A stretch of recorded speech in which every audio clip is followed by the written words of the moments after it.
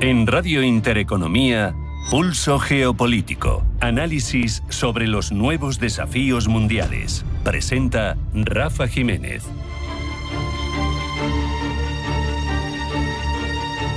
Bienvenidos a Pulso Geopolítico. Sabemos que vivimos en un mundo en cambio, en un mundo que se está deslizando hacia una nueva polaridad, marcado por tensiones crecientes, por desafíos de seguridad regional y especialmente por una erosión cada vez más acusada del orden internacional liberal en el que hemos vivido, al menos de forma continua, desde la caída de la Unión Soviética. Antes había una alternativa. Y en este contexto hay que analizar la Organización de Cooperación de Shanghái, porque está cobrando una relevancia que no podemos pasar por alto. La organización, nacida en los 90, precisamente tras la caída de la Unión Soviética, supone ahora mismo uno de los bloques geopolíticos más relevantes de este siglo XXI. En la práctica, actúa cada vez más como una OTAN asiática, en parte por su estructura, pero sobre todo por dos de sus principales miembros, por China y Rusia. Como digo, estamos viviendo la transformación del orden mundial hacia un viraje que se supone terminará en un orden multipolar, o al menos con una polaridad distinta y no unipolar, con un solo hegemón, como venimos teniendo con Estados Unidos desde la caída del Imperio Soviético. Es evidente que aunque en los propios estatutos de OCS no se habla de atribuciones militares, todo tiene un cierto regusto a ese tipo de organizaciones. La OCS ahora mismo cubre cerca del 40% de la población mundial y una enorme franja del continente euroasiático, con lo que su dimensión geográfica y demográfica es de primer orden. Pero lo más relevante no es el tamaño, sino su importancia cualitativa a partir de la creación de un sistema de seguridad alternativo al que propone Occidente. Los estatutos, como digo, insisten en que es una organización no militar, pero tiene una estructura regional antiterrorista activa y eficaz. Y además todas las iniciativas de este ámbito se articulan bajo el paraguas de la OCS y no de tratados bilaterales ni multilaterales más amplios, ni siquiera de paraguas más globales como Naciones Unidas. Y esto, al final, trasluce la intención de desarrollar un bloque cohesionado con capacidad de respuesta autónoma, que al final es lo que viene a ser la Alianza Atlántica. Eso sí, tiene una cierta ambigüedad estratégica, como digo, si tienen unidad de acción, unidad de intereses, pero no reconocimiento de alianza militar, y esa ambigüedad estratégica está perfectamente hilada porque les permite operar en esa zona gris del derecho internacional que cada vez se aprovecha más por los distintos actores globales, porque eso evita una reacción simétrica de tu paralelo en el otro representante del orden mundial. Si fuera de forma manifiesta una OTAN asiática, podría darse una suerte de escalada, pero la OCS funciona ahora mismo como una matriz de poder flexible que se ajusta a las necesidades de un grupo de países que lo que hacen es compartir un diagnóstico del mundo, un diagnóstico que tienen muy claro, que Occidente está en declive, que las reglas actuales ya no valen, ya no les sirven y que ha llegado el momento de reescribirlas. De ahí también vienen afirmaciones tan manidas y tan escuchadas últimamente como la amistad sin límites entre China y Rusia, porque esto, OCS, es uno de los foros, uno más de los foros donde esta alianza cristaliza y se proyecta incluso hacia terceros países. Una proyección global, la de la Organización de la Cooperación y de Shanghái, que tiene consecuencias directas en conflictos como el de Ucrania, porque no solo como actor beligerante Rusia, sino con el respaldo implícito o explícito en el caso de alguna nación que China, que India, que Irán, que otros miembros prestan a Moscú y que ha contribuido a que Rusia sea capaz de amortiguar en buena medida el impacto de las sanciones occidentales. En la reciente cumbre, de hecho, de OCS, que era a nivel ministros de Exteriores en Tianjin, el tono de Sergei Lavrov, del responsable y canciller ruso, ha sido muy claro. Los países miembros de OCS no solo no cuestionan la justificación rusa para poner en marcha la operación militar especial, sino que muestran una comprensión compartida de las preocupaciones de seguridad de Moscú y que además las consideran legítimas. Una narrativa que es evidentemente incompatible con la visión que impera en otros foros, en Bruselas, en la Unión Europea en la propia Alianza Atlántica o incluso en Washington. El conflicto en Ucrania, por lo tanto, no es solo una guerra territorial, no es solo una guerra entre vecinos, es una batalla entre dos órdenes, entre dos visiones antagónicas del mundo. Desde este punto de vista, la guerra de Ucrania es un episodio de reconfiguración del sistema global que está tomando cuerpo, y lo venimos hablando desde hace tiempo. Es un nuevo reparto de cartas donde la OTAN, la Unión Europea y su concepción del mundo, del orden global internacional, ven desafiadas a sus influencias, y OCS, como armazón, como estructura euroasiática, representa una alternativa operativa, política y simbólica.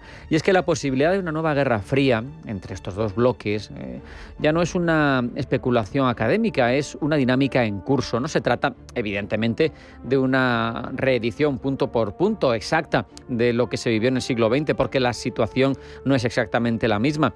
Es una competencia en torno a los modelos de organización global. Por un lado, tenemos un sistema liberal basado en normas, en el derecho internacional, pero cada vez percibido en mayor medida como arbitrario, como inconsistente, como poseedor de distintos raseros. Del otro lado, la propuesta basada en el respeto a la soberanía de cada uno de los países, a la no injerencia en sus asuntos internos, a la cooperación selectiva. Y lo que prima ahí no son las democracias, son los equilibrios de poder, quién puede más que otro, y ahí pesan en mayor medida las autocracias. Obviamente, la OCS en este tablero de ajedrez global se presenta como el instrumento que apuesta por minar la primacía occidental, por diluir el dólar, por fortalecer lazos entre los países asiáticos y por crear un espacio geopolítico más autónomo, un centro de gravedad sobre el que pivote el mundo, que ya sabemos en materia de poder, lo reconoce incluso el hegemón, que está luchando por no verse desplazado, ha basculado hacia el eje Asia-Pacífico. No obstante, también tiene diferencias internas.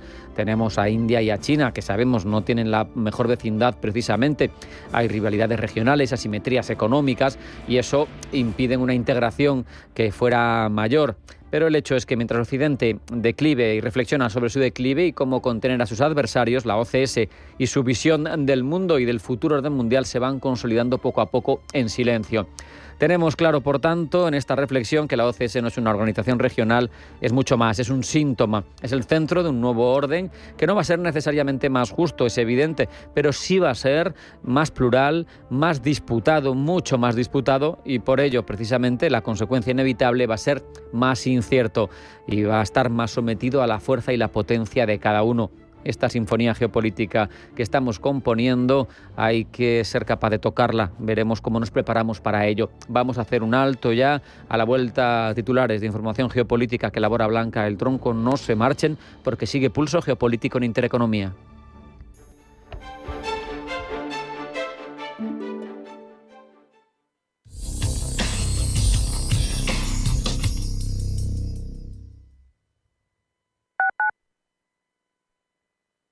Atención inversor, únete al club de inversión de Grupos Eneas. Estamos especializados en la compra, reforma y venta de inmuebles y otros activos, ofreciendo rentabilidades muy atractivas. Coinvierte con nosotros. 91 639 0347. Grupos Eneas, tu aliado en la inversión. Los domingos a las 10 de la noche tienes una cita con el Club de los Negocios Raros. Un magazín dedicado al mundo de los libros. Actualidad, entrevistas, literatura y poesía tienen cabida en este espacio cultural de Radio Intereconomía. Dirigido por Andrés Sánchez Magro. Todos los domingos a las 10 de la noche. Este eres tú gastando agua. Y este eres tú lloviendo. Que llueva, que y es que cada vez que ahorras agua, llueve un poquito. Tú puedes llover, yo puedo llover, todos podemos llover. Deja de mirar al cielo y empieza a llover un poco cada día. ¿Llovemos juntos? Canal de Isabel II. Cuidamos el agua. Viajes, destinos, cultura, gastronomía hacen diferente a cada viajero. Recorre el mundo cada semana con nuestro programa de viajes Clase Business. Descubre los mejores destinos de lujo y experiencias exclusivas de una manera diferente. Cada sábado de 12 a 1 del mediodía, escucha Clase Business con Elena Fraile en Radio Intereconomía. Ven a Atlantis Aquarium Madrid en Into Xanadu.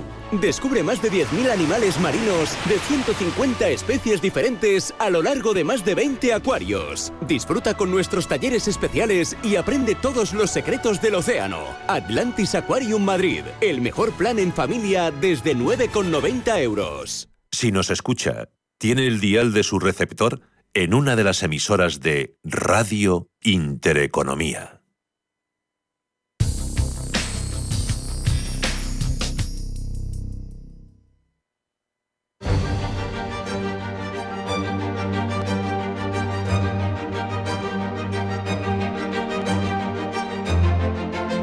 En Radio Intereconomía, Pulso Geopolítico. Presenta Rafa Jiménez.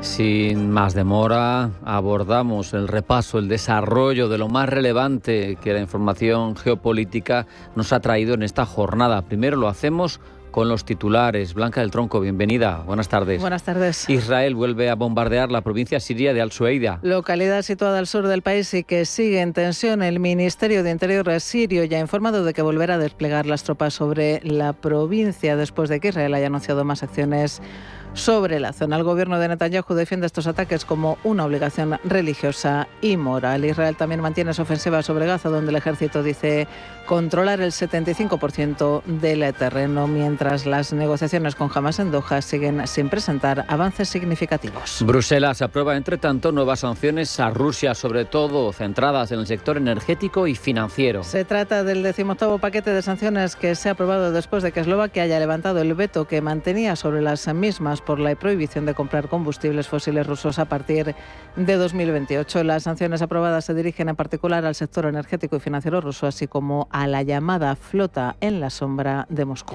Varios países europeos se reúnen para abordar medidas que endurezcan la política migratoria. El ministro alemán de Interior ha convocado a sus homólogos de Francia, Polonia, Austria, Dinamarca y República Checa a una reunión para abordar medidas que endurezcan la política migratoria en Europa, a la que también ha sido invitado el comisario europeo del ramo, Magnus Brunner. Además, los 27 vuelven a aplazar la oficialidad del catalán, el gallego y el euskera. La inclusión del catalán, el euskera y el gallego son como lenguas oficiales de la Unión Europea. Va a tener que seguir esperando. En la reunión de este viernes en Bruselas, donde España ha vuelto a plantear la cuestión, se ha dejado claro que no es el momento de mantener esta discusión. Varios países insisten en que tienen todavía dudas. Bessent se reúne con el primer ministro japonés. El secretario del Tesoro de Estados Unidos, Scott Bessent, se reúne con el primer ministro japonés, Shigeru Ishiba, a falta de pocas semanas para que se cumpla el plazo dado por Donald Trump para imponer sus aranceles. Desde la Casa Blanca insisten en que no habrá nuevos aplazamientos y que el 1 de agosto se pondrá en marcha los aranceles comerciales anunciados por Trump. La inmigración irrumpe en el debate político de Japón a las puertas de las elecciones. El tema ha irrumpido con fuerza en la campaña electoral, impulsado principalmente por el avance de formaciones que promueven un discurso xenófobo y la narrativa que relaciona crimen e inmigración y que ha sido adoptada por el partido gobernante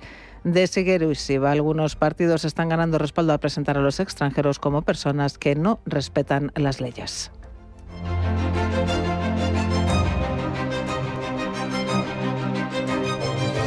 En Radio Intereconomía, Pulso Geopolítico. Entramos en profundidad, ampliamos esas informaciones, Blanca. Luz verde de Bruselas al 18º paquete de sanciones contra Rusia, ok de los 27 después de que Eslovaquia haya levantado el veto que mantenía sobre las sanciones por la prohibición de comprar combustibles fósiles rusos a partir de 2028. Este nuevo paquete de sanciones se dirige en particular al sector energético y financiero ruso, así como a la llamada flota en la sombra de Moscú. Paloma Arnaldos. El nuevo paquete de sanciones aprobado por Bruselas contra Rusia se dirige a dos ámbitos muy concretos, el energético y el financiero.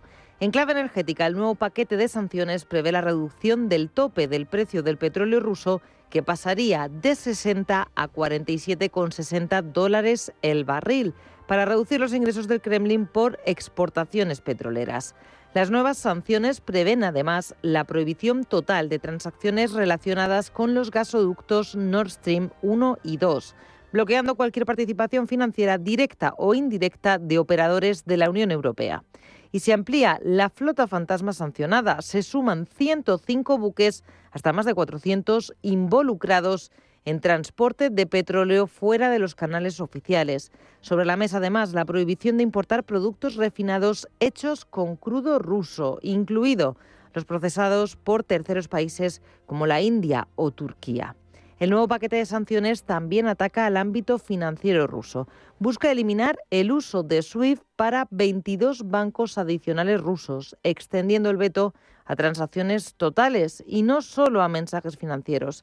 Pretende también el bloqueo de los intermediarios financieros en terceros países que facilitan el negocio con entidades rusas, evadiendo así las sanciones. Desde Bruselas aseguran que es uno de los paquetes más contundentes hasta la fecha, diseñado para golpear directamente las fuentes de ingreso militar de Rusia. Benjamin Haddad es el ministro francés de Asuntos Europeos.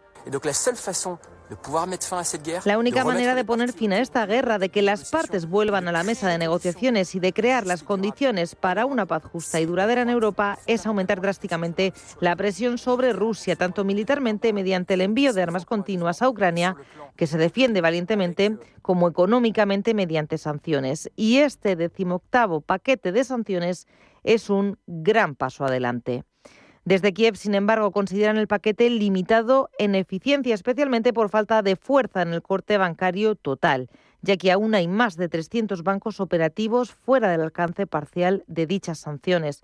Creen además que hay dificultades para aplicar las sanciones marítimas, ya que la vigilancia real de los buques es irregular y pocos han sido efectivamente detenidos.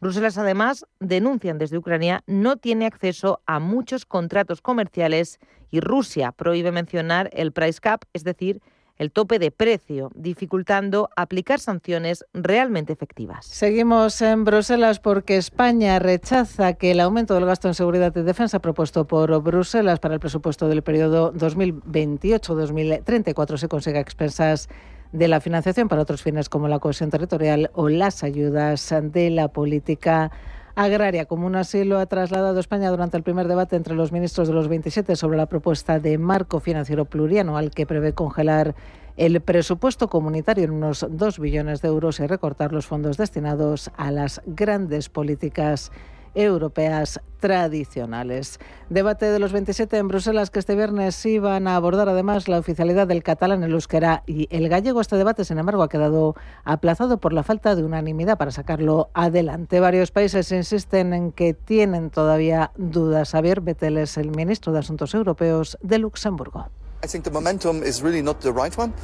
Creo que realmente que el momento no es el correcto si no pueden ponerse de acuerdo en nada, pero entiendo perfectamente que para los españoles el multilingüismo y las tradiciones son muy importantes, pero el momento realmente no es el correcto desde mi punto de vista. Desde el Gobierno insisten, sin embargo, en que para España es una prioridad. María Jesús Montero, vicepresidenta primera y ministra de Hacienda. Nosotros vamos a seguir intentándolo hasta que lo consigamos. Esto lo saben todas las formaciones políticas. Si en la mañana de hoy no es posible, saben que hay algunos países, para esto se requiere unanimidad, que han expresado su resistencia a aprobarlo. Seguiremos trabajando con estos países hasta que esto se apruebe. Es el compromiso del Gobierno, es el que tenemos con esta formación política y con otras, como por ejemplo el PNV y otros grupos políticos, Esquerra Republicana, Bildu, con todos aquellos que representan al electorado de estas comunidades autónomas. Lo vamos a seguir haciendo y estoy convencida de que lo conseguiremos. Y en Siria continúan los ataques entre las comunidades drusa y beduina a pesar del alto el fuego alcanzado el jueves. Pablo Llanoné. Las tropas sirias se habían retirado de la escena, pero ante la nueva situación, este recrudecimiento de la violencia, el mandatario Ahmed al-Shara ha dicho que las fuerzas de seguridad se preparan para desplegarse nuevamente en Sueida. Israel, por tanto, se encuentra en alerta después de que Netanyahu prometiese que no permitiría la presencia de fuerzas sirias al sur de Damasco, por mucho que beduinos y drusos luchasen sin importar la tregua. Tel Aviv intervendría, por tanto, de nuevo para proteger a la minoría drusa de la rama del chiismo y aseguraría, por tanto, que las tropas sirias no vayan al sur más de lo permitido, ya que infringirían lo que Israel denomina líneas rojas. El líder sirio, por su lado, Ha acusado a Israel de buscar la fragmentación de su país, desacreditando que Tel Aviv verdaderamente busque proteger a los drusos, y se ha comprometido además a proteger a la minoría chiita, de la cual es acusado de querer acabar. Por lo tanto, el conflicto ha dejado en los últimos días más de 600 fallecidos, según el Observatorio Sirio de Derechos Humanos. 80 de ellos han sido civiles, en su mayoría drusos, que fueron acorralados por combatientes sirios y fusilados colectivamente en lo que el Observatorio Sirio ha denominado ejecuciones de campo. Entre tanto, en Gaza, el bombardeo israelí a la Iglesia Católica ha llevado al Papa a pedir el fuego inmediato. Este se sigue negociando en Doha sin avances, Pablo. Todo a pesar de que los últimos síntomas eran positivos. El miércoles, Qatar, Egipto y Estados Unidos presentaron a Israel y Hamás una propuesta actualizada de alto el fuego que incorporaba concesiones israelíes, lo que permitiría en un principio a las partes llegar a un acuerdo. Sin embargo, como decimos, todavía no hay novedades al respecto, a pesar de la insistencia internacional. Recordemos que implicaría este alto el fuego un alto el fuego de 60 días en Gaza, la liberación de 10 rehenes vivos y los restos de 18 rehenes fallecidos, la liberación también de prisioneros palestinos de las cárceles israelíes y un aumento masivo de la ayuda humanitaria a Gaza, que sigue en niveles críticos a pesar del acuerdo de ayuda firmado entre Bruselas y Tel Aviv. Un día más se han vuelto a registrar muertes de civiles mientras intentaban recoger ayuda humanitaria en zonas de distribución. Según el Ministerio de Salud gazatí, el total de fallecidos desde el inicio de la guerra asciende ya a casi 59.000, con más de 360 heridos reportados solo en las últimas 24 horas, lo que en un sistema de salud colapsado no arroja buenos pronósticos. Y continúan las conversaciones entre Estados Unidos y el resto de países del mundo para hablar de aranceles. Este viernes la cita ha sido en Japón. Hasta allí ha viajado el secretario del Tesoro estadounidense Scott Bessent para verse con el primer ministro japonés Shigeru Ishiba. Tras el encuentro, Bessent se ha mostrado optimista ante la posibilidad de lograr un buen acuerdo con el país asiático, y aunque no se han discutido detalles específicos como el arancel del 25%, sí se ha acordado mantener un diálogo constructivo y activo. Reunión entre Scott Bessent y Shigeru Ishiba que ha tenido lugar a pocos días de que se celebren elecciones a la Cámara Alta de Japón que podrían afectar a la estabilidad política del primer ministro nipón, Gemma González. Elecciones consideradas fundamentales para la estabilidad del gobierno del primer ministro japonés. Los comicios buscan cubrir entre 124 y 125 escaños en la Cámara Alta y tendrán lugar el próximo 20 de julio. La coalición gobernante, el Partido Liberal Democrático, junto a Komeito, necesita al menos 50 de los 125 escaños en disputa para conservar su mayoría existente en la Cámara Alta. Las encuestas prevén, sin embargo, que esta coalición va a perder su mayoría. Se estima que ganarán menos de los 50 escaños necesarios, lo que comprometerá la posición de Ishiba. La coalición de gobierno ya perdió la mayoría en la Cámara Baja en octubre de 2024, tras la elección anticipada convocada por Ishiba, apenas un mes después de asumir el liderazgo del partido. Ignacio Baquiano es country manager del Levery Shares en España. Bueno, se renueva la mitad de los miembros de la Cámara Alta y ya perdió el gobierno la mayoría en la Cámara Baja hace un año, es decir, es bastante importante, pero también está de moda por el tema de los aranceles, que Trump quiere imponerles un 25% si no llegan a un acuerdo a partir del 1 de agosto. Y precisamente hablábamos de Scott Bessent, está hoy viernes en Japón para negociar esos aranceles. Entre los principales temas de campaña, la inflación y el coste de la vida, pero también se ha colado a última hora la inmigración.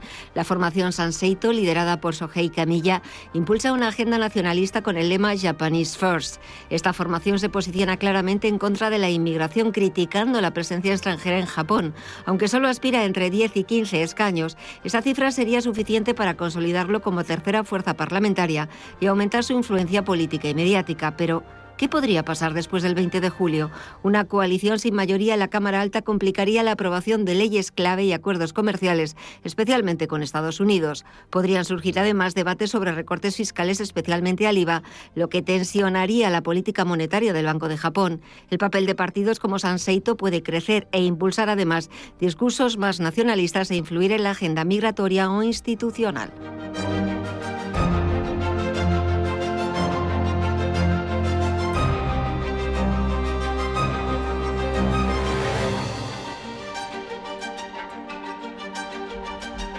Vamos a repasar, como es habitual a esta hora, lo que nos cuentan las principales cabeceras para intentar detectar los sesgos por países, por ideologías empresariales en torno a cómo nos cuentan la información geopolítica, una labor que desarrolla en cada uno de nuestros programas Pablo Llanone. Pablo, bienvenido, buenas tardes. Buenas tardes. Pablo, hoy uno de los asuntos dominantes en esa prensa internacional es la ofensiva israelí en Oriente Próximo, pero en concreto hay un asunto que destaca sobre los demás, el ataque a la Iglesia Católica de Gaza. Sí, por lo que he visto, la prensa sigue bastante agitada por este suceso. Vamos a detenernos en algunos ejemplos que te parezcan especialmente ilustrativos. En Estados Unidos veo que el NPR ha destacado el fallecimiento de un sacerdote que era cercano al Papa, mientras que desde Fox News han optado por decir directamente que el Papa León ha pedido un alto el fuego tras estos ataques. En México, el Universal pone el foco en que Trump ha expresado a Netanyahu su desacuerdo por ese ataque contra la Iglesia Católica de Gaza. Y desde China, el CGTN ha informado del ataque a través de la legitimidad que puede emanar de la ONU, ¿no? Ya que el jefe del organismo, dice el CGTN, ha condenado el ataque mortal israelí a esta Iglesia de Gaza. Volvemos a Europa. En Reino Unido, aunque la tónica es informar de los ataques de Israel, también vemos que en un titular la BBC nos cuenta que Israel ha lamentado el ataque mortal contra esa iglesia. Esa ambivalente selección de información crítica y conciliadora en torno a Israel es tendencia también en Francia. Y lo vemos. Por ejemplo, en un titular de Le Monde en el que el rotativo galo se hace una pregunta, Pablo. ¿Quiénes son los drusos y por qué Israel los defiende en Siria? Cerca de uno de los países protagonistas de este repaso informativo de Siria encontramos, sin embargo, dos posturas que son antagónicas en función, pues lógicamente, de si apoyan al gobierno sirio o a la intervención israelí. Desde Turquía, el Hurriyet Daily News dice que las tropas sirias abandonan el corazón de la comunidad drusa después de que la violencia haya dejado casi 600 muertos. Aunque este titular es claramente negativo hacia Damasco, desde el Daily Sabah, otro rotativo turco, se equilibra la balanza con este otro titular. Israel explota a la comunidad drusa para sembrar el caos en Siria. Y desde esa cabeza sunita que es Arabia Saudí, la postura, en este caso también era previsible, es claramente favorable a Siria. Arab News informa de que el Ejecutivo sirio ha planteado medidas anunciadas para contener los enfrentamientos entre las comunidades drusa y beduina, una propuesta que el príncipe heredero saudí ha vanagloriado. Cambiamos el foco, vamos a ver qué se cuenta sobre Rusia. En Estados Unidos y también en Iberoamérica no hay muchos titulares, Pablo. Por tanto, he decidido saltar directamente a Europa, donde encontramos más variedad. En Francia, Le Monde pone el foco en que la Unión Europea ha adoptado el 18º paquete de sanciones contra Rusia, a pesar de las recriminaciones de Eslovaquia, que finalmente ha votado a favor. Entre tanto, en Rusia, donde los medios siguen fielmente lo que indica el Kremlin y si no los cierran, se llena cada día esa prensa de titulares sobre el conflicto al más puro estilo de periodismo de guerra. Y del Moscow Times, no sé cómo se pronuncia Moscú en inglés, la verdad, nos informan de la aprobación del 18º paquete de sanciones. Yo tampoco sé cómo se pronuncia, Rafa. Eso sí, el boicot, dice de Moscow Times, ha sido debido a las corrientes del norte que han impedido esa aprobación en un principio, que finalmente Eslovaquia ha cedido ante Europa, según el rotativo. Una potencia regional con aspiraciones globales que nada habitualmente entre dos aguas, Turquía. Allí vemos que el gobierno, Ankara, tiene una postura sobre Rusia con un cierto interrogante, ¿no? en torno a esa ambivalente política exterior que menciono de Erdogan. Desde el Daily Sabah, al menos hemos inferido una tendencia negativa para Moscú, ya que ha destacado que Ucrania soporta los violentos ataques, duras palabras, de Moscú en medio del aluvión ruso. Vamos con un último asunto, otro gran pilar informativo del día, lo lleva siendo meses, es Trump en México, protagoniza portadas, de hecho más de 10 titulares de 38 y la tendencia esperable es la crítica. Eso es ser benevolente, porque prácticamente todos los titulares de los medios que hemos consultado, cabe destacar que son progresistas, en su mayoría son negativos, eso sí, descaradamente negativos. Desde el Universal, por ejemplo, dicen que familias de bajos ingresos en Estados Unidos podrían quedarse sin hogar por culpa de Donald Trump. También se cuestiona si Trump podría verdaderamente despedir a Jerome Powell y destaca declaraciones de Trump, entre comillas, dejando tocada esa credibilidad del presidente estadounidense.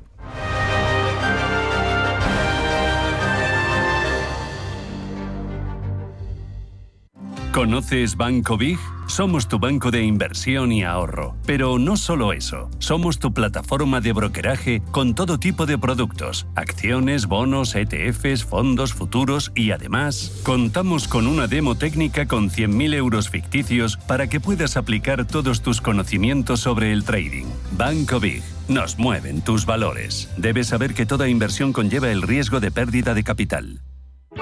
Bontobel Asset Management. Calidad suiza con el objetivo de obtener rendimientos superiores a largo plazo. En Bontobel Asset Management siempre estamos a la vanguardia de las inversiones activas en bonos y acciones. Para más información, entre en nuestra página web bontobel.com/am. Bontobel Asset Management, su especialista global en fondos de inversión. Descubren células madre. Arranca 1995. Llega la inteligencia artificial. La sociedad avanza y la publicidad con ella. Por eso en Autocontrol, anunciantes, agencias y medios, llevamos más de 30 años evolucionando para seguir cuidando de que la publicidad que recibes sea leal, legal, honesta y veraz. Autocontrol, por una publicidad responsable.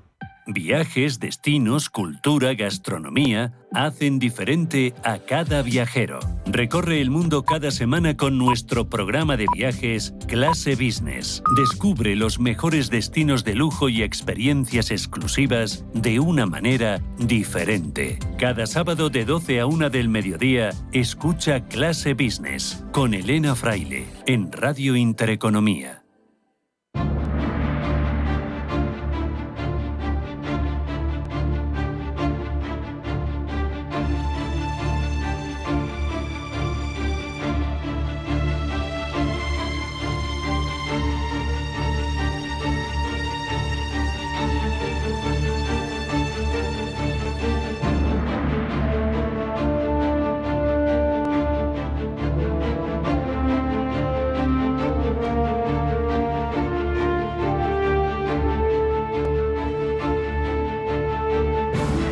Identidad, economía y estrategia, un nuevo relato para Ceuta y Melilla. De hecho, así se titula el último informe del Observatorio de las dos ciudades autónomas, que plantea ideas relevantes, interesantes, fundamentales para su desarrollo, que se aleja del pesimismo con el que se afrontan habitualmente las noticias que afectan a las dos ciudades autónomas. Queremos ahondar en ello, en sus circunstancias especiales, en alternativas que haya a futuro, en positivo, pero también en retos que existen y que están sobre la mesa. ¿Con quién lo hacemos? Con Carlos Echeverría, que es experto en seguridad y defensa y director del Observatorio de Ceuta y Melilla. Carlos, bienvenido, buenas tardes. Un placer, muy buenas tardes. Y con Susana Burgos, coautora del informe, periodista de muy larga trayectoria y además, pues maestra mía, entre otras personas. Uy. Así que, Susana, bienvenida, buenas tardes. Gracias, Rafa, un placer estar aquí y compartir estudio contigo después de tantísimos años, Se me caen casi las lágrimas. Ahí es nada, casi 30, o sea que no te digo más. Carlos, por contexto, lo primero, ¿qué es el Instituto de Seguridad y Cultura? ¿Qué es? Es una asociación sin ánimo de lucro que existe desde hace algo más de una década y en cuyo seno en 2020 decidimos crear el Observatorio de Ceuta y Melilla. Era un marco idóneo porque ya llevábamos un recorrido en temas de prevención de la radicalización y de cuestiones de seguridad y defensa, y desde 2020 arrancamos con esta nueva actividad de la que estamos muy orgullosos en estos 5 años de existencia. Por seguir dando contexto y antes de entrar en harina, ¿por qué el informe? Si es necesario, si hay una coyuntura concreta que así os lo parece, ¿y por qué 3 autoras? Pues es más que oportuno. Por supuesto, viene detrás, además de otros 2 informes económicos, de la mano de un economista, Diego Sánchez de la Cruz. Hacía falta poner, digamos, los pies en el suelo en relación con las ciudades. Una vez se había hecho un informe que obviamente estaba apoyado en datos empíricos y en experiencia potente del autor, pero se nos pidió también desde las ciudades, como es lógico, que personas de esas ciudades dieran su opinión, ¿no?, sobre el presente y sobre todo el futuro económico de Ceuta y Melilla. Así que es más que oportuno y desde luego el privilegio ha sido tener las 3 firmas que hemos tenido.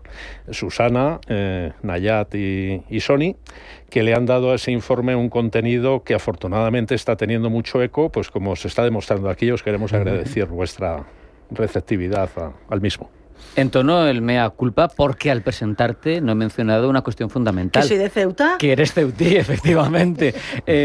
Susana, entre las ideas de fondo latentes del informe se habla de una nueva narrativa. ¿Por qué hace falta una nueva narrativa para Ceuta y para Melilla? Pues mira, te diría que lo primero porque lo necesitan los ceutíes y los melillenses.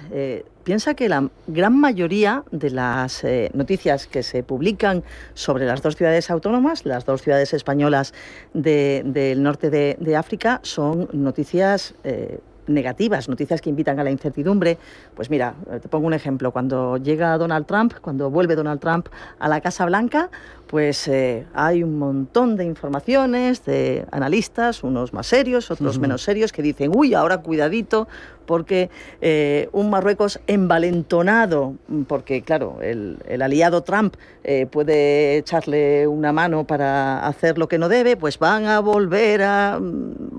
incrementar las exigencias de la soberanía o cosoberanía de Ceuta y Melilla. ¿En qué se basa eso? En conjeturas. No hay nada de cierto en ello, ¿no? Y toquemos madera, pero ahora hablamos de la situación de debilidad del gobierno español, que ahí sí que existe una preocupación, yo creo que fundada entre los diplomáticos, ¿no? Y estamos hablando en estas últimas semanas con muchos de ellos. Pero en todo caso, ¿a qué viene esa especulación? Bueno, pues esa especulación hace mucho daño en Ceuta y Melilla. Cuando se firma hace algunas semanas, porque hace muy poquito, el tratado con Gibraltar, ¿no? Después de que estaba pendiente, claro, después de muchos meses de negociación, por fin, pues la Unión Europea y Reino Unido firman, España, por supuesto, un papel fundamental, cuál ha de ser el nuevo statu quo de Gibraltar y bueno, pues al final el resultado práctico va a ser que se acabe la verja, ¿no? Que se elimine la famosa verja del Peñón.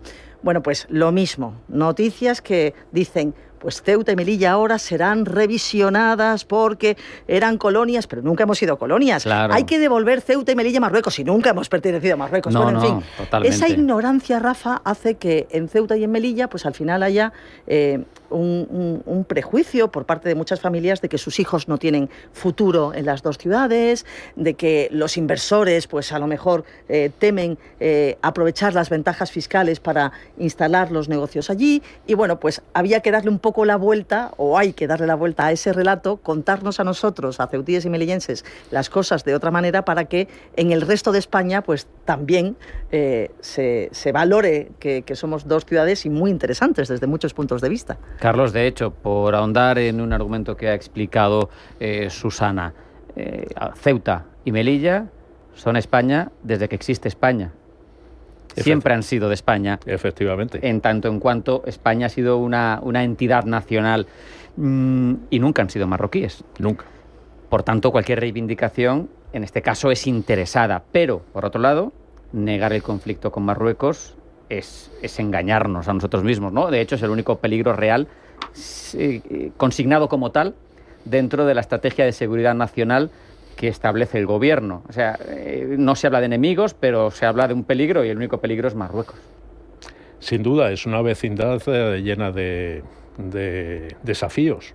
Y, por supuesto, la reclamación territorial en términos de desafío y de planteamiento inamistoso pues debería de estar probablemente en primer lugar. Luego hay, históricamente lo hemos visto, toda una serie de realidades que en términos de vecindad pues plantean esos desafíos y que obligarían a tener una vecindad sana. Es decir, esa vecindad desde el Observatorio de Ceuta y Melilla no abominamos de ella, sino lo que queremos es que sea una vecindad madura y que aparte de la vecindad hay más mundo. Y eso lamentablemente no se había descubierto hasta que en cierta medida Marruecos nos ayudó a ello, cerrando la aduana de Melilla, cerrando las fronteras, actuando cada vez de una forma más inamistosa. Pues quieras que no, hay que espabilar, ¿no? Si se permite la expresión.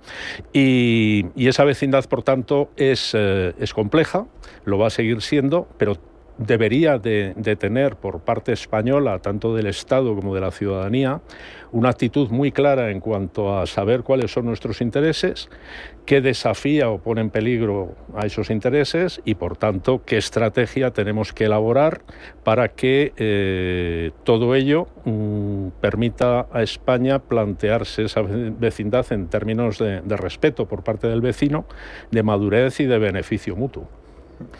Para entender el potencial que tiene una ciudad como Ceuta, una ciudad como Melilla, hay que entender cómo es su economía, las peculiaridades que tiene. No tienen, por ejemplo, IVA, tienen ciertas rebajas o diferencias en el IRPF. Reducciones y bonificaciones importantísimas, claro, en IRPF y en sociedades. Pero da la sensación, leyéndote además, que es poco ambicioso, ¿no? Que esa estrategia, por ejemplo, de la zona económica especial podría tener mucho recorrido. Falta sensibilidad y falta imaginación, hasta podríamos decir, para dotar a Ceuta y Melilla con sus peculiaridades de herramientas para que saquen todo su potencial. Fíjate, yo no te diría que falta imaginación, lo que falta es pedagogía. Es que lo que falta es que se sepa aquí en Madrid y en todas las ciudades españolas y en el resto de Europa, que se sepa que una empresa que se instale en Ceuta o en Melilla es que paga un 60% menos del impuesto de sociedades. Eso para empezar a hablar. En el caso del IRPF, el impuesto sobre la renta de las personas físicas, es el 50% el descuento. Si hablamos así, una cosa, si nos ponemos un poquito más rigurosos, sabemos que bonificaciones y deducciones técnicamente no es lo mismo, ¿no? Pero para entendernos, ¿no? Que las personas que están escuchando ahora mismo Intereconomía sean conscientes de que, claro, como están haciendo ya algunas empresas, mira, por ejemplo, en el sector del juego, han descubierto que estas ventajas, este régimen fiscal especial está ahí para aprovecharlo, ¿no? Lo del IVA que decías también importante, que no se me pase. Claro, no tenemos IVA en Ceuta, en Ceuta y Melilla. Lo que rige es el IPSI, que es el impuesto sobre la producción, servicios e importación. Y también es muy ventajoso respecto al impuesto sobre el valor añadido que grava todos nuestros productos, ¿no? Y que grava nuestro consumo cotidiano. Hay empresas, te digo, que cuando se han dado cuenta de esto, han dicho, bueno, pues me voy para allá, instalo mi sede allí. Y en el sector del juego online, por ejemplo, aparte de que se están generando varios miles ya de puestos de trabajo, bueno, pues es que prácticamente más de la mitad ya, el 60%, según los últimos datos, en Ceuta, en Melilla no me lo sé, no tengo las cifras actualizadas, pero prácticamente el 60% de ese sector ya está en Ceuta y en Melilla. ¿Y por qué el juego? Porque nosotros tenemos especial querencia al juego, no, es que son empresas internacionales. Claro. Y cualquier empresa digital, sobre todo, pues fíjate qué facilidad tan estupenda, que como no se conoce, pues no se aprovecha. Yo, fíjate, en mi parte del informe distingo tres subcapítulos, ¿no? Que es lo que no se conoce no se ama, no se defiende, no se quiere, en el sentido de que somos las grandes desconocidas en la península. Luego, lo que no se sabe no se aprovecha en relación a esto que estamos hablando del régimen fiscal especial, y lo que no se cambia no se mejora, ¿no? Claro. Y lo que no se cambia no se mejora tiene mucho que ver también con esas relaciones con Marruecos a las que se refería antes el profesor Echeverría, porque, claro, ha habido mucha dependencia histórica del norte de Marruecos por parte de Ceuta y Melilla. Mi padre, que era empresario, Rafa, tú lo sabes, hacía grandes negocios importantes con la región del norte de Marruecos, como tantísimos pequeños empresarios de mi ciudad y de la hermana Melilla, ¿no? Pero eso se acabó, esos tiempos se acabaron, porque Marruecos no es un socio confiable. Por mucho que diga el señor Álvarez, el ministro de Exteriores, que las relaciones son excelentes, pues no sabemos en qué se basa esa excelencia, porque es una faena detrás de otra, por no decir una palabra más gruesa, ¿no? Ahora mismo, hace unos días, pues se ha cerrado unilateralmente la aduana de Melilla primero, la de Ceuta después, sin dar explicaciones, ¿eh? La explicación oficiosa es que para favorecer o para no perjudicar la operación Paso del Estrecho, la operación Maraba, que dicen ellos, de todos los años, y no encontramos la relación. ¿Cuál es la...? Y luego, claro, ya si... Elementos de presión... Si encima pensamos, claro, bueno, es pues porque ellos mandan directamente, ¿no? Entonces es indignante, claro, escuchar al gobierno de España decir que las relaciones son magníficas. No, hombre, no son relaciones magníficas. Y ya, si cogemos la prensa marroquí, que yo tengo desde hace mucho tiempo la buena o la mala costumbre de leer los diarios del otro lado de las fronteras. Iba a decir del otro lado del estrecho, no, Ceuta también está al otro lado del estrecho, pero yo ahora hablo con perspectiva de ceutí en Madrid desde hace más de 3 décadas, ¿no? Y cuando miro los diarios marroquíes, bueno, pues la beligerancia es extrema a la hora de referirse a Ceuta y Melilla. Las ciudades ocupadas es lo más cariñoso que pueden decir, ¿no?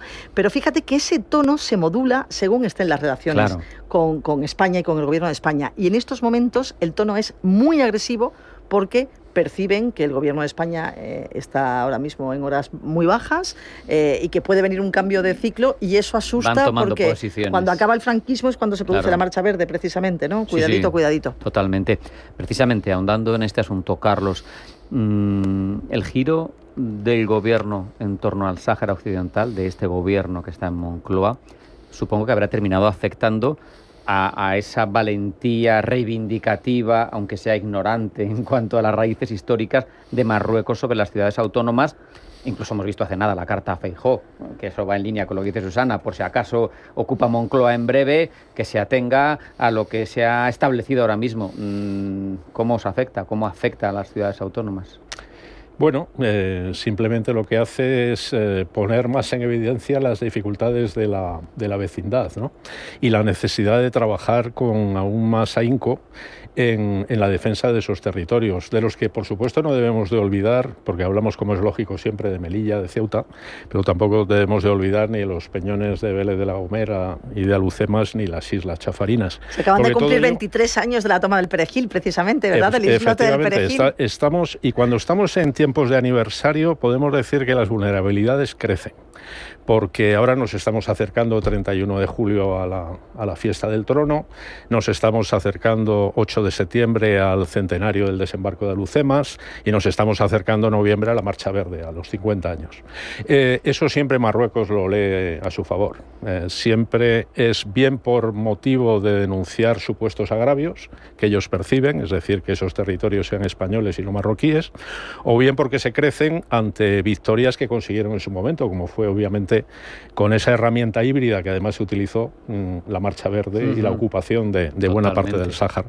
Entonces, simplemente nosotros estamos a lo nuestro, es lo que lo debemos decir, ¿no? Tenemos bastante trabajo para, primero, convencer al resto de los compatriotas, porque la tarea empieza en España, es decir, hay que convencer al resto de los españoles de que ese rincón es español y por tanto merece ser defendido como si fuera Galicia o Murcia o lo que fuera. Y luego tenemos también que convencer, porque es obligado y lo es también por cuestiones jurídicas, al resto de la Unión Europea, porque no olvidemos que los 5 territorios de los que estamos hablando, aparte de españoles, son también comunitarios. Claro. Y por tanto, la frontera exterior de la Unión Europea, que es terrestre, está ahí, aunque Marruecos insista en Naciones Unidas y siempre que puede, que no tiene fronteras terrestres con España ni con la Unión Europea. Bueno, se autoengañan y lamentablemente engañan también a algunos despistados que se dejan engañar y convencen también a algunos que no tan despistados, y eso es lo peor, pues creen en el mensaje marroquí. Por tanto, trabajo mucho. La cuestión del Sáhara, que era tu pregunta, evidentemente esa carta abrió un nuevo capítulo de complejidades, ¿no? De supuesta mejoría con Marruecos, de enrarecimiento con Argelia, pero en realidad de más confusión, de más tensión y por tanto de más vulnerabilidades también para los territorios españoles en el norte de África. Nada ha mejorado en el marco de esa nueva relación, en relación con Ceuta y Melilla. La reivindicación, como decía muy bien Susana, ahora mismo está en un momento álgido, de la mano de mal llamadas ONGs, porque también a veces olvidamos que Marruecos es un Estado autoritario, no es un país democrático. Las ONGs españolas y europeas son lo que son, pero en Marruecos las mal llamadas ONGs son herramientas del poder marroquí. Ese comité de liberación de Ceuta y Melilla está muy activo, están utilizando además la cuestión de Perejil. Incluso llevaba 11 años, ¿verdad, Carlos? Que se supone que estaba silente, o sea, no se había disuelto, pero estaba silente y de repente aparece el senador que es un señor que fue alcalde, un personaje muy atrabiliario y otra vez están dando la lata constantemente. Son herramientas que se reactivan, además en el marco de una estrategia. Antes hablaba de la necesidad de una estrategia. España necesita una estrategia muy clara en relación con Marruecos, pero ellos sí tienen una estrategia muy clara en relación con nosotros. Así que, dicho esto, pues ya sabemos lo que tenemos por delante. Mucho trabajo pedagógico, político, diplomático y de seguridad. Ahondando en herramientas, Carlos, hablábamos de las zonas especiales, pero también se menciona en el texto una posibilidad a futuro, ese estatuto de ciudades europeas del Mediterráneo Sur, porque al final, si tuvieran ese estatuto jurídico singular, podrían tener la capacidad de ejercer lo que de verdad son, ¿no? Territorio europeo en el continente africano, que no es algo irrelevante, que es los valores de la Unión Europea que brillan por su ausencia más allá de las fronteras de Ceuta y Melilla. Claro, es que en la colección de informes que hemos sacado hemos puesto sobre la mesa prácticamente todo, pero aún nos quedan más cosas y profundizar y seguir actualizando todas ellas. Efectivamente, son ciudades democráticas, son ciudades europeas, son ciudades de convivencia, no de coexistencia, sino de convivencia. Y hay que proteger esa convivencia porque es vulnerable, como es vulnerable el convivir en cualquier otro rincón de la Unión Europea, ¿verdad? Entre culturas me estoy refiriendo. Que son además, en el caso de Ceuta y Melilla son bastantes, es decir, es que deberíamos estar orgullosos de que Ceuta y Melilla sean españolas, porque ahí tenemos, y el propio informe, Susana seguro que lo va a desarrollar ahora, el informe lo firman Susana, lo firma Sony, sí, que es hindú, lo firma Nayat, que es musulmana, y las tres pues competentes en lo que están trabajando, ¿no? Pero es que además puedes presumir también de esa dimensión. Entonces, lo de la cuestión de ciudades europeas, la cuestión de que el derecho comunitario, el derecho medioambiental comunitario protege las chafarinas y los peñones, y que cuestiones como lo que se está también debatiendo, zona económica especial, regiones ultraperiféricas, desde el observatorio nosotros no damos la solución, lo que hacemos es invitar a personas competentes como Susana para que cada uno dé su opinión en términos constructivos, se lo dé a las autoridades de las ciudades, que eso es importante, que las dos caminen juntas y converjan y no diverjan, se lo dan a las autoridades del Estado y también se lo damos a Europa y al mundo. Y de esas fórmulas, pues la que mejor se adecúe, o lo que mejor se adapte para que esos territorios singulares, que no son enclaves, que no son ciudades ocupadas, que no son presidios y que no son colonias, Gibraltar sí lo es, pero lo que hay al otro lado no, pues encuentren su futuro. Susana, te apelaba él sí, a ahondar. Al ejemplo de convivencia, claro. Es que ahora que hablamos tanto de inmigración, fíjate cómo estamos, ¿no? A vueltas con el tema de Torre Pacheco y la preocupación en otros puntos de España, pero ahora mismo está muy caliente el asunto de esa localidad de Murcia, ¿no? Claro, en Ceuta y en Melilla convivimos 4 culturas desde hace siglos y nos llevamos francamente bien. Y tenemos un problema añadido con los menores no inmigrantes. Ahora mismo la sobrecapacidad del CETI, del Centro de Estancia Temporal de Inmigrantes en Ceuta, está 400%. Madre mía. Está desbordado en el 400%, que es una locura. Y bueno, pero esto no pasa esporádicamente, pasa mucho, ¿no? Por eso es tan importante el tema cuando se habla. Yo nunca digo reparto de inmigrantes porque las personas no se reparten como los paquetes, ¿no? Yo hablo de distribución de los inmigrantes, ¿no? Pero fíjate que con ese problema añadido de tener allí pues a una serie de chavales sin oficio ni beneficio que no saben si van a seguir en Ceuta o van a ir a cualquier otro lugar de la península y que, claro, pues la delincuencia es un riesgo bastante cierto, pues fíjate que no hay problemas en Ceuta y Melilla, son 2 ciudades seguras. O sea, yo la última vez que estuve hace unos meses en Ceuta, vamos, en ningún momento me planteé que fuera una ciudad donde tengo que sujetarme el bolso con más fuerza que en Madrid. Te diría que todo lo contrario, ¿no? Eso significa que la policía lo tiene claro a la hora de controlar a las personas que puedan delinquir, de la nacionalidad que sea. Claro. Pero bueno, en este caso, cuando hablamos de los menores no acompañados, pues son de origen marroquí, tenemos el dolor y el susto que nos llevamos en la primavera del año 21, cuando en 48 horas entraron en Ceuta, son 19 kilómetros cuadrados de ciudad nada más, entraron más de 10.000 personas. En los colegios les decían a los niños que estaba Cristiano Ronaldo en Ceuta y que les daban recreo y los niños se echaron al mar poniendo en riesgo su vida o saltando la valla, ¿no? En fin, un auténtico disparate, ¿no? Pero te digo que con eso y con todo, y es un asunto que se tiene que tomar muy en serio, el de la inmigración, no solamente España, sino toda la Unión Europea. No vamos a hablar ahora de inmigración porque nos iríamos de la cuestión que nos ocupa. Pero la convivencia en Ceuta y en Melilla es absoluta y total. Nos llevamos bien con los españoles de origen marroquí, con los marroquíes que vienen a trabajar a Ceuta todos los días y a Melilla. Nos llevamos fenomenal con la comunidad hindú, con la comunidad judía, que también son estupendos. En fin, eso quiere decir que nuestro modelo es un modelo que sirve para aplicarse en otros lugares de la Unión Europea, sin duda. Susana, te pido brevedad porque nos quedan 4 minutos, pero la parte económica, fundamental, que sean pujantes, fundamental que el turismo, que tiene un peso, pero que lo tenga más, que es... Y fundamental también cuestiones como el ángulo, aprovechar esa posibilidad de hub de innovación, de digitalización, ¿no? El hub tecnológico, yo creo que eso ya empieza... Antes era una entelequia y empieza a ser una realidad ya, ¿eh? Ya se habla cada vez de manera más abierta de proyectos para la economía digital, pues muy provechosos para las empresas que se instalen en Ceuta y en Melilla y lógicamente para las dos ciudades, ¿no? Pero fíjate que el turismo, por ejemplo, está por explotar en muchos sentidos. Necesitamos que cueste menos ir a Ceuta y a Melilla. Necesitamos que sea más barato. En Melilla tienen aeropuerto, en Ceuta no. Vamos en helicóptero cuando queremos volar, si no podemos ir pues, en tren y luego cogemos un barco desde Algeciras y estas cosas.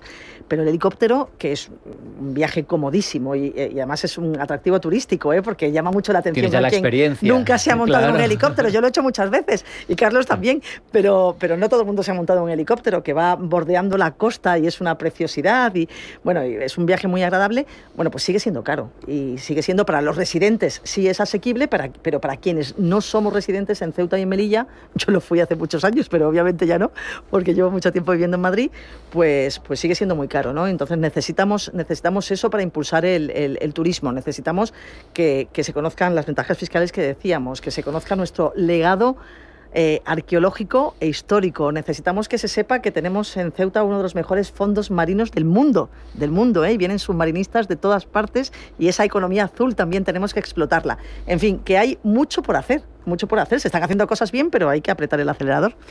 Te dejo, Carlos, que concluyas tú, porque te pido para el observatorio de Ceuta y Melilla, ¿quién tiene que responder? Quiero decir, supongo que me vas a decir que todas las instancias. No hemos hablado de Andalucía, no nos ha dado tiempo, pero Andalucía supongo que tendrá que hacerse un eco por una pura cuestión de proximidad geográfica. Moncloa, desde luego, Bruselas, pero ¿qué esperáis, qué pedís, dónde queréis que resuene la respuesta a vuestras demandas? Pues en todos los sitios que has citado de forma simultánea.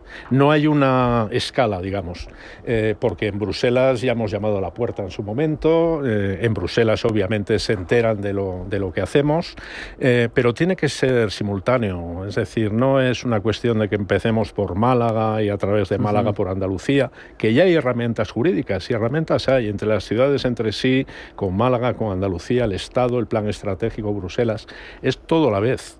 Y es ambicioso, pero a la vez es realista, porque no estamos en momentos en los que podamos perder el tiempo. Se ha perdido demasiado tiempo con esa obsesión por la economía de frontera y se ha dejado al margen todo lo demás. Bueno, pues recuperar el tiempo perdido no es un mensaje iluso, es ilusionante y es una obligación y un compromiso. Además además la ventaja que tienen estos territorios, que lo acaba de decir Susana, para temas como la energía, como la economía digital, pensemos en Facebook, que anda buscando escenarios con gente joven, muy implicada en las herramientas que hoy en día se usan.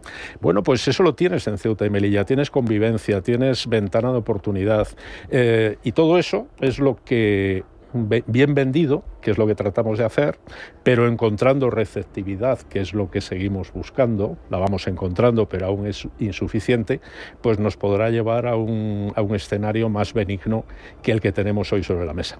Ojalá sea así, en el intento de hacer la pedagogía necesaria para evitar esas ausencias de conocimiento que nos lastran, pues tenemos esta identidad, economía y estrategia, un nuevo relato para Ceuta y Melilla del Observatorio de Ceuta y Melilla. Carlos, Susana, ha sido un placer hablar con vosotros. Mucha suerte, porque será suerte para todos nosotros, para ceutíes, melillenses y españoles y europeos en general. Un abrazo y hasta la próxima. Un abrazo fuerte y muchas gracias. Un placer. No hay tiempo para más, eso ha sido todo. Hasta aquí hemos llegado en esta edición de Pulso Geopolítico. Sean felices y acudan fieles a su cita con nosotros en nuestra próxima edición. Hasta aquí Pulso Geopolítico.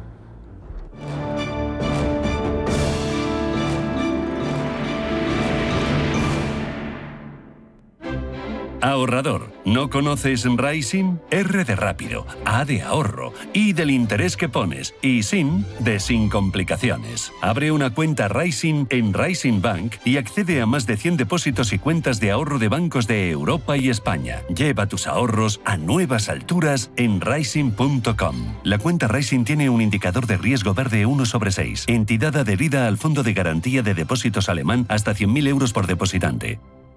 Mar Azul, la fuerza del azul para tu cuerpo. Rico en ficocianina, un poderoso antioxidante que refuerza tu sistema inmunológico y te llena de energía. Menos cansancio, más vitalidad, más defensas. Bébelo cada día y siente la diferencia. Mar Azul, el impulso natural que tu cuerpo necesita. Encuéntralo en Sol Naturaleza o llamando al 91 31 31 409. Octava carrera popular de rasueros a favor de la Asociación Española contra el Cáncer. Sábado 16 de agosto a las 7:30 de la tarde. Patrocinan Recoim, Grúas Ávila, Estudio 3, Propie, Fundación Pilar Luis Coco Transporte y Logística Avanzada, Peñaranda Motor, Construcciones F. Pérez, Vallacanalón, De Credit y Seur Ávila. Inscríbete en oricronsport.com. Organiza Ayuntamiento de Rasueros con la colaboración de Intereconomía. Con cada paso estarás más cerca de la meta. Radio Intereconomía, la radio de los negocios para estar bien informado. Eres lo que escuchas.